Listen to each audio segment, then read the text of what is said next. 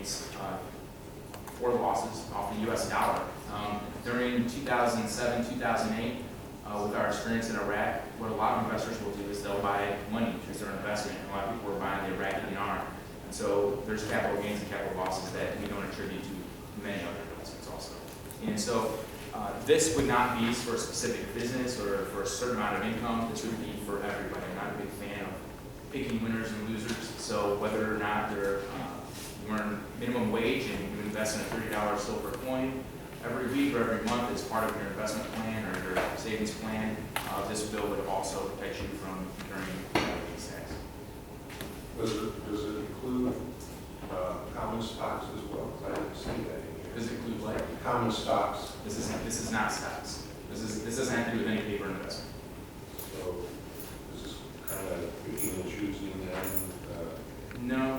you know, if I was looking at this, gee, I can have capital gains on gold and silver, but if I do the stock market, then I know kind of directing me to a certain type of investment. This is to the purchase. This is to the purchase of an actual physical commodity, rather than a paper note that trades electronically online and might manifest itself as a precious metal that's still in the ground and has yet to be discovered.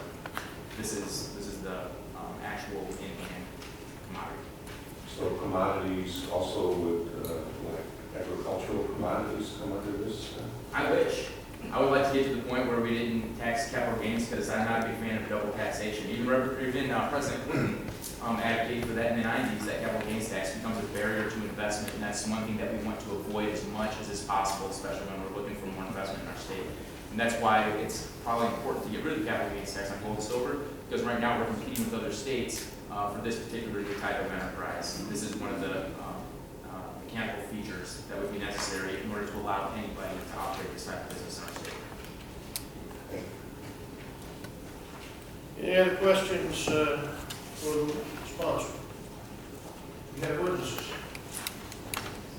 Anyone who wants to testify in favor of House Bill 1739? Mr. Chairman, Oh, I'm sorry, 1174. Okay, off the wrong line. Mr. Chairman, members of the committee, Ray McCarty, President of Associated Industries of Missouri. We're here on the two pieces that were added to the base bill, the parts that were explained earlier, talking about when a taxpayer's overpayment is discovered during an audit and that taxpayer signed a waiver of the statute of limitations. This allows them to get their refund that they would be entitled to. It's a technical problem right now in the law that doesn't allow them to get that refund. And then also the reduction in filing frequency for withholding taxpayers.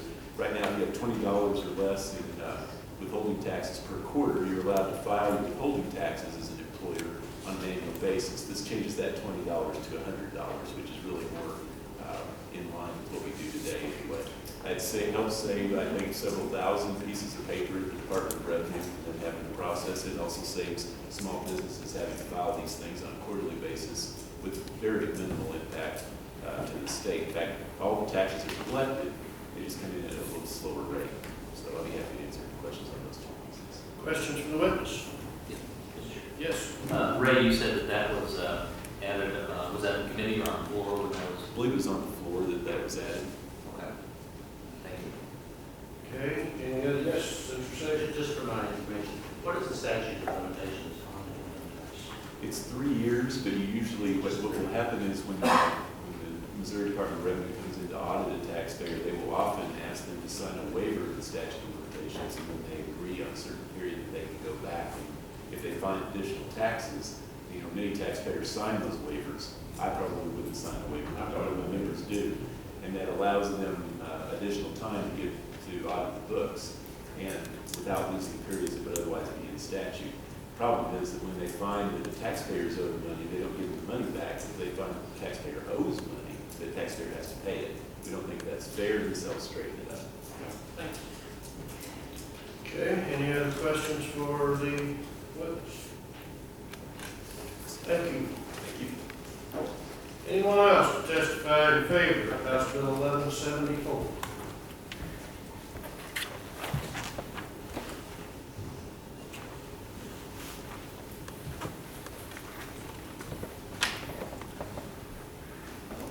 Welcome. Good afternoon, Senators. My name is Doug Jaden. I have been a consultant and an employee of the precious metals industry for the past decade or so. And I've had the privilege of traveling around the country and speaking with other legislators in other states on the regulatory environment in this issue of this industry called the precious metals. It's a fairly commonly misunderstood industry for a number of reasons, which I don't necessarily detail right now.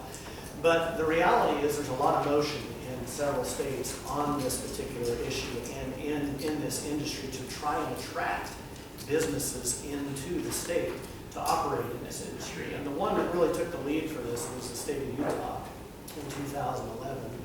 And since then, they have had several businesses that have been attracted to that state, one of which I am in pretty familiar territory with because I know the proprietor.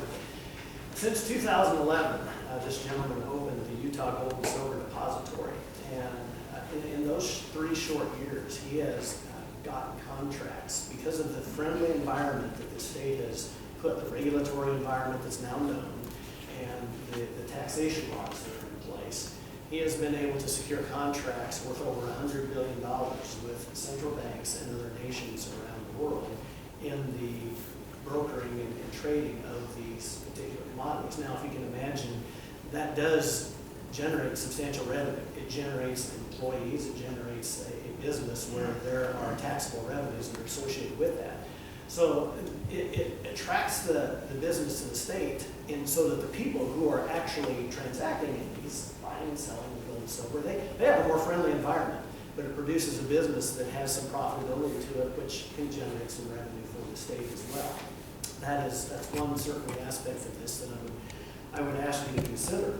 The other side of that is they have been able to secure contracts that go well beyond the scope of precious metals with countries that actually mine these things, in Africa in particular, in South America as well. And the reason being, a lot of these countries are not very rich. They're not very well off. They're third world countries. They're rich in these particular commodities, but they're not necessarily economically advantaged like we are here. So they've been able to take, and on the back of these relationships that they've developed in these countries, go in and open up other avenues for businesses within the state of Utah to provide things like infrastructure development and consulting on economic development. So the spill-on effects that concur and kind of attach to this particular industry aren't widely known, but they can be very significant. And so that in and of itself, I think are some reasons to very much consider having this be a part of the state, making Missouri a competitor for those particular revenues, for those industries, and that type of economic development. And I'd be glad to answer any questions on that. Questions for the witness? All right. Thank you very much. Thank you. Anyone else to testify in favor of House Bill 1174?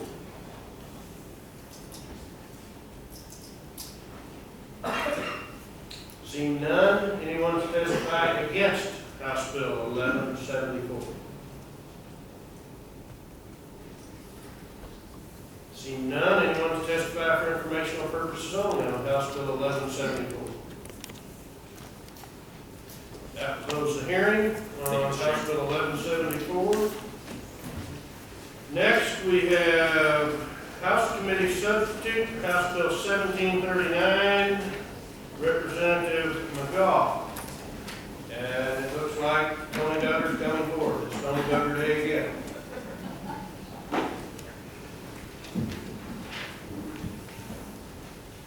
Thank you, Mr. Chairman, and good afternoon.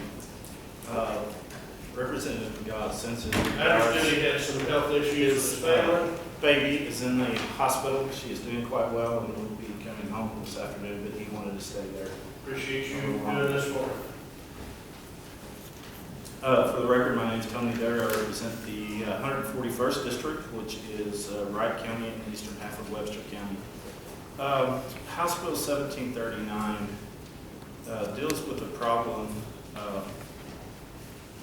A few months ago, the Secretary of State set up an online voter registration system,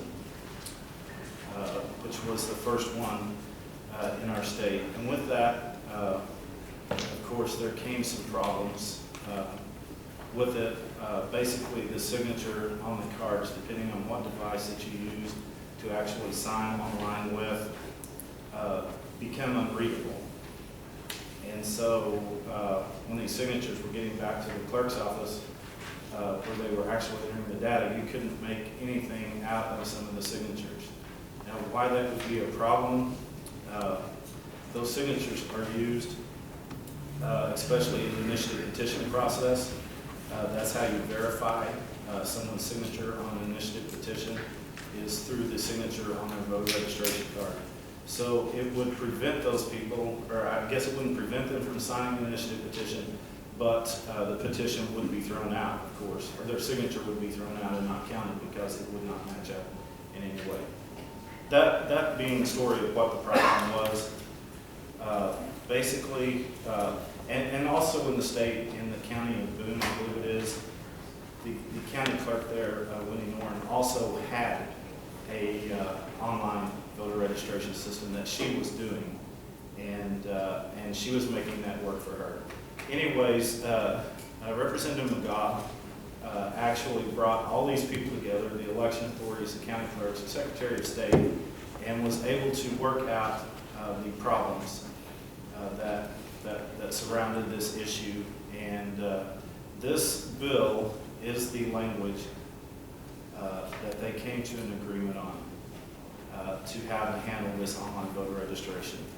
And it also sets up in this bill a 14-member committee that's made up of local election authorities, county clerks, that will actually get together and write the rules, the administrative rules, to be able to administer the online voter registration system, to make it work for everybody. And then there's a couple other things in this bill, and one is that initiative petition signatures will not be allowed to be gathered electronically, just to prevent that from happening in the future. So with that, I would be glad to answer. How did they fix the problem? What is the fix in the way? You know, I think what they did first off was allow, I think they allowed the clerk the authority to reject it if they couldn't get a readable signature. The other thing was the Secretary of State actually changed some of their policy, I believe, and I think they're going to come testify here in a few minutes. But I think they actually changed some of the way they were doing it, so that maybe the signatures with a finger or things that couldn't be legible would not be able to be used. And those sort of things that they worked out together. Any questions for the sponsor? Yes, go ahead. Thank you, and I know you're just getting this bill kind of last minute. Currently, initiative petitions, they're not able to get signatures online, right? This will just codify that. This will just prevent it in the future. Okay, all right, thanks. Senator Crouch? So we know that current situation is causing problems. The signatures aren't matching up. So are we still doing the current system, or has it been delayed or abandoned? I believe it's been modified at this point, but By rule? like I said, the Secretary of State will testify, I believe, here in a minute, and he can answer that more better. But I believe that he made some changes up front before we ever started on the actual legislation. When they realized that there was a problem, they actually changed the way they were doing some things, and then we worked out the legislation so that it would work. Any other questions for the sponsor? Okay, anyone to testify in favor of House Committee Substitute, House Bill 1739?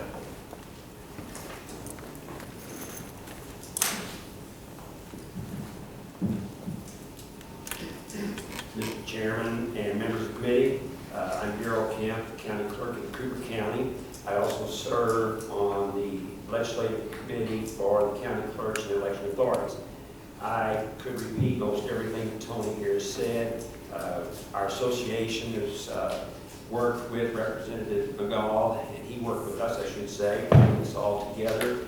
Various meetings were held with our association, also with the staff in the Secretary of State's office, developing what I think is a better source of signature, and one of the things you asked, and I think the Secretary of State will also answer that, but one of the initial scribblings, so to speak, has been removed as a possibility. I think we've got a better look at what we're now doing. We are also part, our association has placed the table in this 14-member organization, or will be implemented in this bill if it is, giving us a place at the table in the decisions that will be made. We're very happy that the sponsor was able to move this bill and get us included in something that I think can make it a better outcome for all of us. I'm glad to take your question. Senator Kraus. I just want to thank you, your organization, for looking at it, there's a problem, and then coming to the table with solutions and take care of the citizens, because it would be frustrating for them if their signature wouldn't count on an initiative petition. So thank you very much for coming to the table with a solution.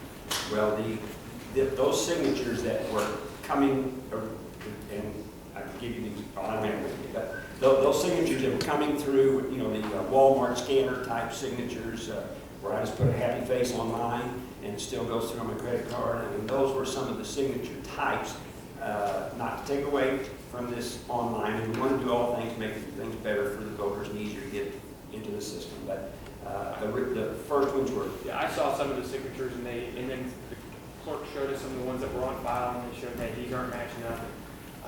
I'm glad you guys identified a problem and then went and sought a solution. Thank you very much. Thank you. Yes.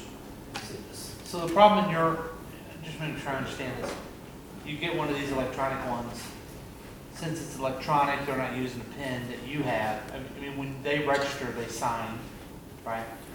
And you're taking that and trying to match the two, and you're unclear if it's really them, because like I did a thing at the coffee shop today where I used my finger.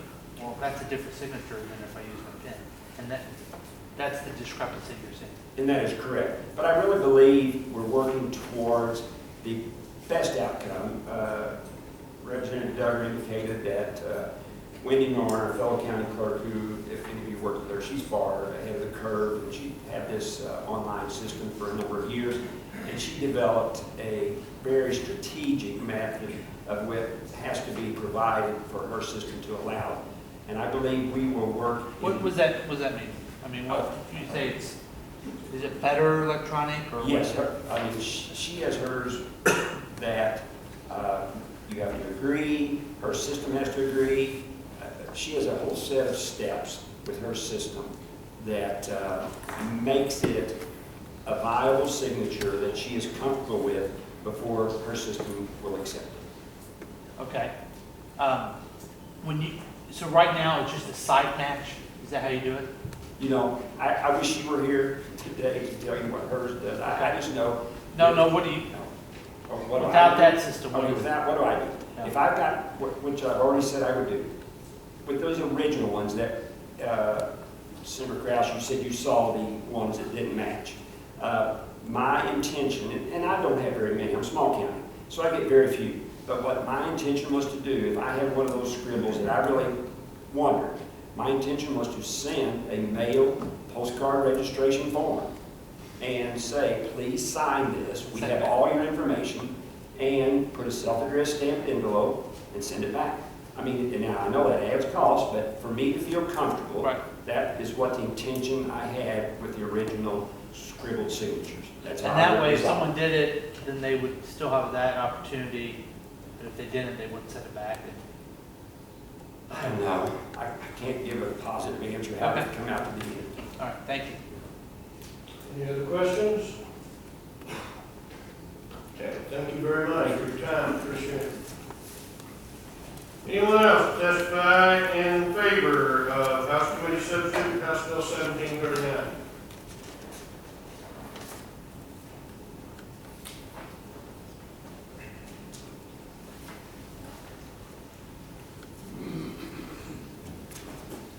Good afternoon, thank you. My name is Mitch Hubbard, I'm from Callaway County. My wife is the Callaway County Clerk. I do not speak on her behalf, but I speak on behalf of this bill and ask that you would vote this through because I believe, one, it will give protection to the citizens, as it has been mentioned, to make sure that their signatures count on petition and signatures.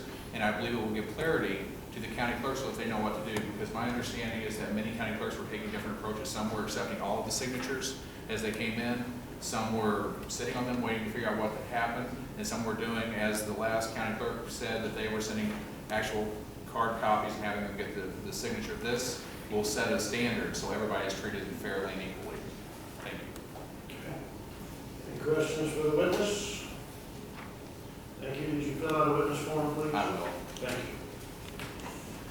Anyone else to testify in favor of House Committee substitute for House Bill 1739?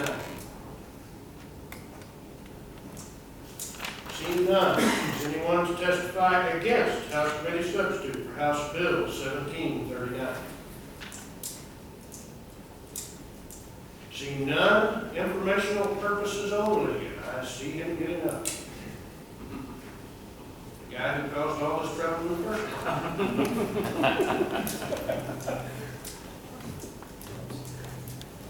place. Mr. Chair, members of the committee, John Scott from the Secretary of State's office. I think things have been, this has been a great example of our office coming forward with something that made things more convenient for voters out there. You know, the county clerks and election authorities who run elections at the local level saw a couple things about our system that they wanted to see tweaked. Sat down with them actually before this legislation came forward and made some changes. And then as the process moved along, we worked very closely with them and with Representative McGaugh.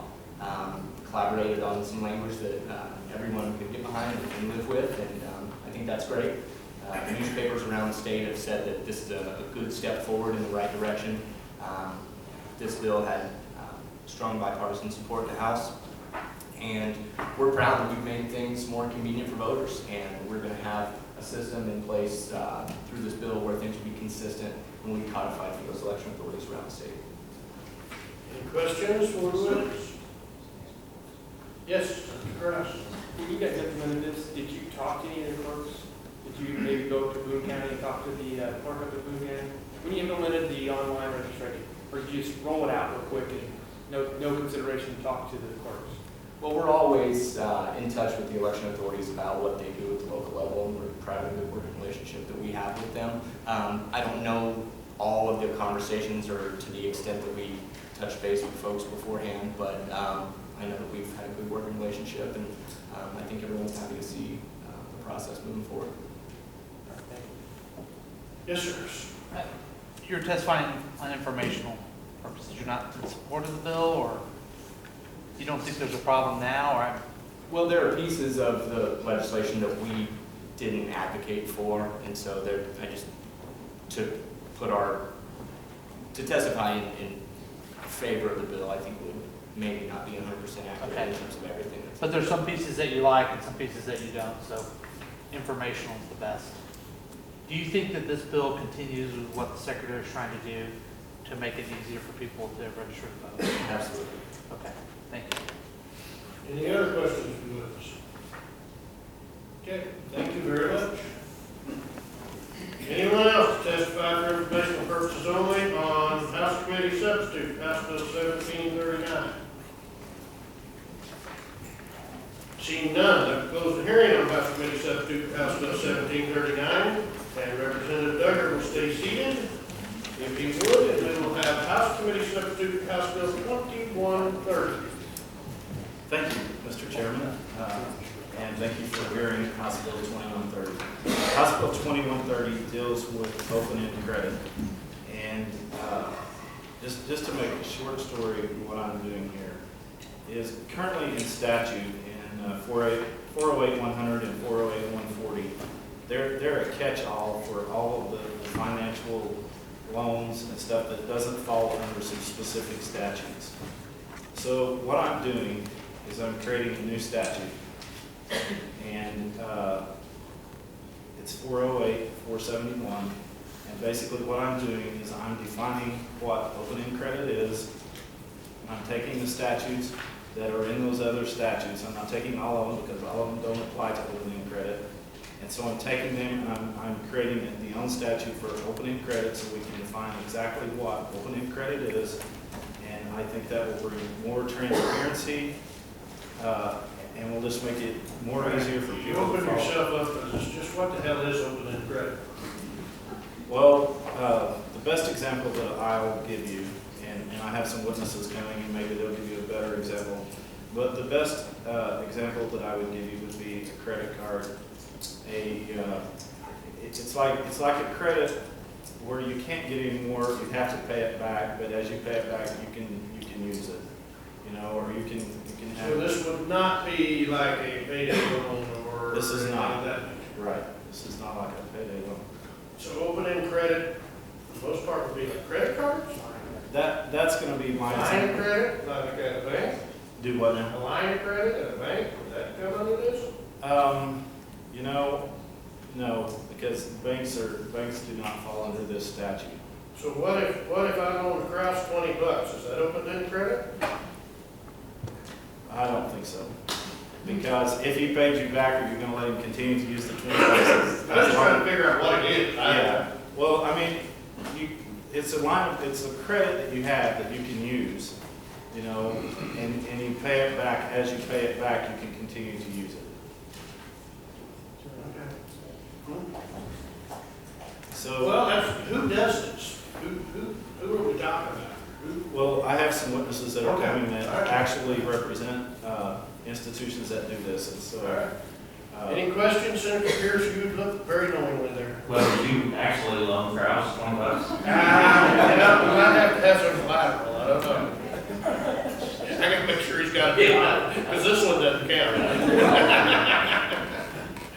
All right, any questions for the sponsor? Mr. Chairman, I would say these are not new statutes that we're just dreaming up here. These are current statutes that are in law. We're just putting them into their own section. Okay. All right, any questions? All right, you can call your first witness. All Anyone right. in favor? I would call Greg Porter with Catalyst.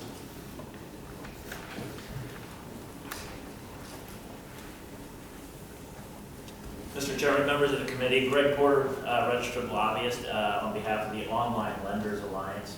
And as the representative said, what we're doing here is taking the small dollar statute that's kind of a hodgepodge under 408-100 and clearly defining a practice that's already being done under the statute, but making sure that we give more specific terms to it and moving it into its own section rather than if something happens on a different type of lending product that it could, alter this open-ended credit. And to answer some of the questions about what is open-ended credit, it's most similar to a line of credit that someone might receive from a bank, although this is under a different statute, so this does not affect bank line of credit.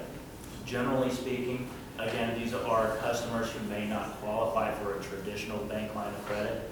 But it does allow them better terms than some of the other types of loans in the small dollar statute, better rates, and longer term to pay them back. And so that's what we're trying to do, is codify that in the statute.